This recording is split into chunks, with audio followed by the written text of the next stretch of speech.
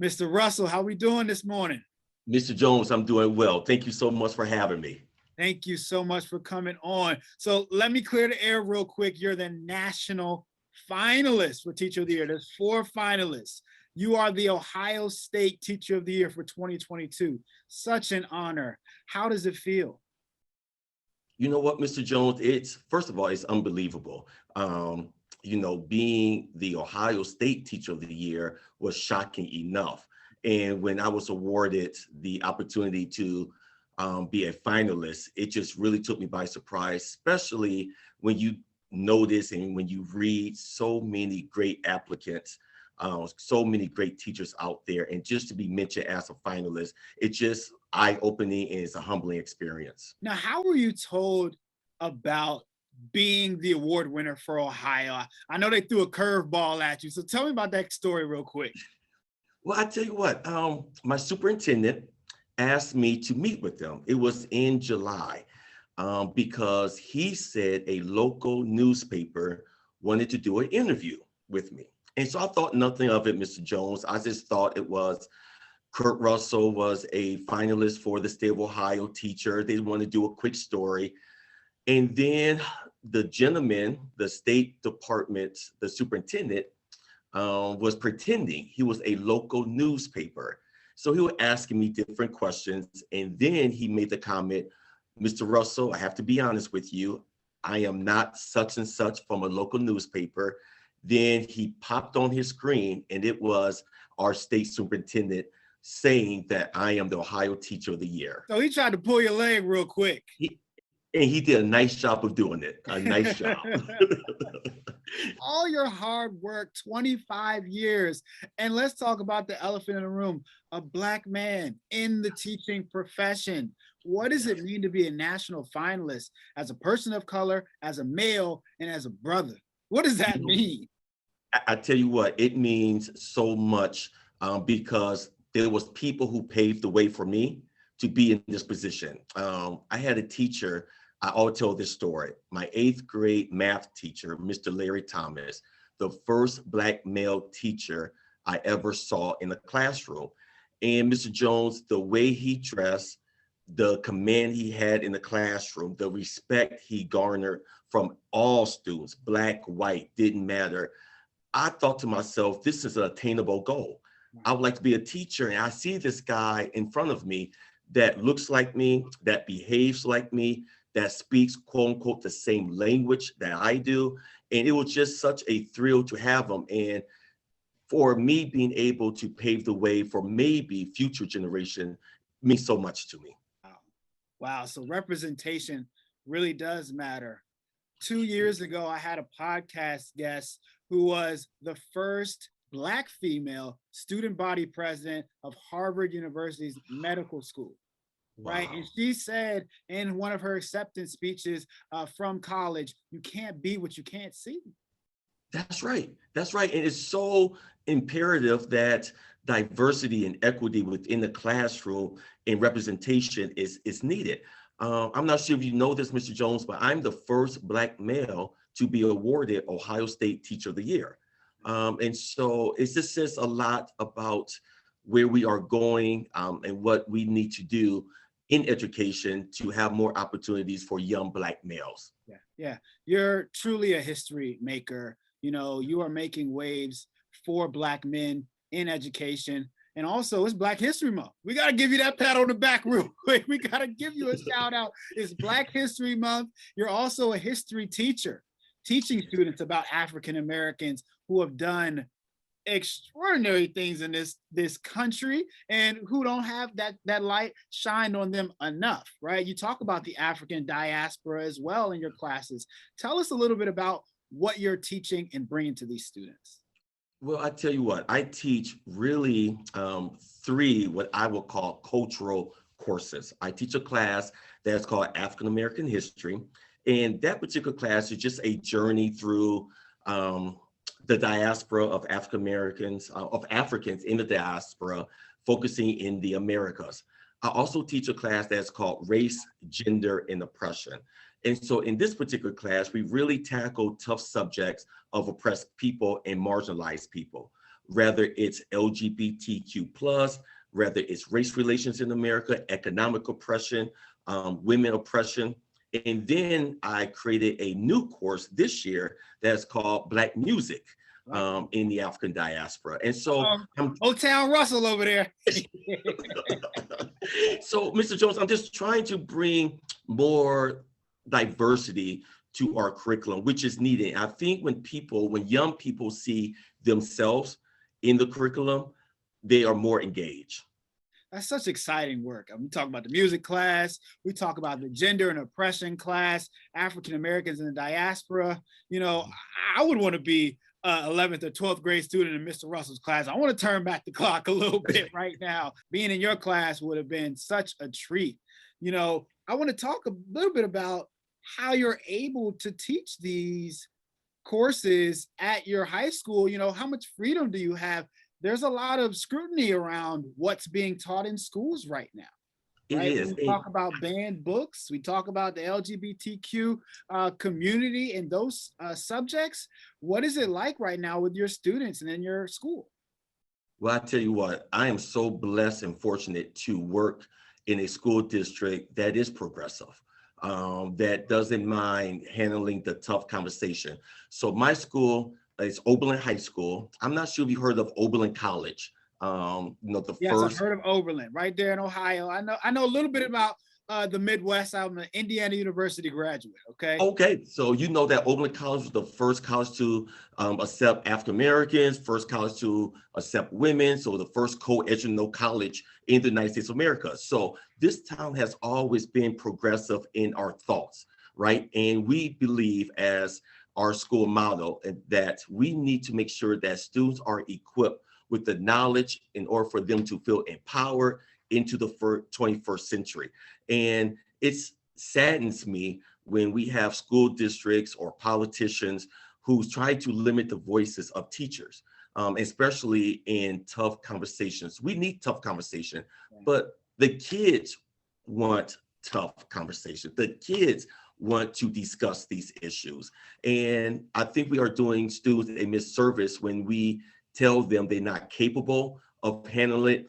It's too much for them. And that's totally a lie. And it's a dangerous thought process that we have when we tell kids that they can't handle it. Mr. Russell, how does it make you feel when you have students who are excited and engaged with your curriculum and the things that you teach?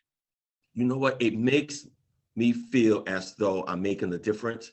It's so much empowering for me as an educator as well. My students come in every single day willing to learn and eager to learn. And it's my job as a teacher to provide that. And so if I'm able to take my class in a tough direction in order for kids to move forward, in order for them to help our country move forward, then I'm doing my job. And I can't be afraid to have these tough conversations in my classroom. I got to throw you a question from the Twitter space. It's Valentine's Day. You got your red on and everything like that. But you tweeted earlier, ask me why I love teaching. So I'm going to ask you straight out. Why do you love teaching, Mr. Russell? That's the easiest question ever, because I always told myself it's student-centered, and I love teaching because I love to see students strive. And for me, it's not about trying to, quote unquote, prepare kids to go to college, right? Or to prepare them to be lovers of history. My responsibility is to provide them with a equitable opportunity that they have, and to see themselves in the curriculum in order for them to grow personally. So that's the reason why I love teaching, just to see students grow. That's it. You talk about equity. Yes. Okay? Race, gender, oppression, talking about all types of diversity. What draws you to this appreciation for all different types of genders and religions and races, and give that to your students? What is the draw there? Because I believe I missed out on that when I was a student. See, I always wanted to be a teacher, And I told myself that it's unfair that Kurt Russell, as a high school student, cannot see himself in the curriculum. And I tried to make a promise to myself that I would try to give the best opportunity for my students to see themselves in the curriculum. So that means if I have to create courses that will allow them to be more engaged, then I would do so. You know, our typical US history classes are great, but sometimes there's a big section that is missed out on, and it's from one-sided. And we need to make sure that They all don't groups. pick up that section until February sometimes. That's right. That's right. And it saddens me that, you know, February we do this big ordeal about, you know, Black History Month, and we have posters all over. Why can't we do that year round? Why can't we have women displayed year round, or other marginalized groups year round? And I try to do that within my classes. You're not only representing for your students, you're also representing for other teachers, the teachers in this community. There's Black men in education. There aren't many of them, but you are one of the shining stars right now. What is this? What is a message you want to leave with them and give to the Black men in education right now? To be authentic, right? To be true to who you are. I think as a Black male teacher, I come with a different perspective, similar to a white female teacher coming with a different perspective. And so our voices need to be heard.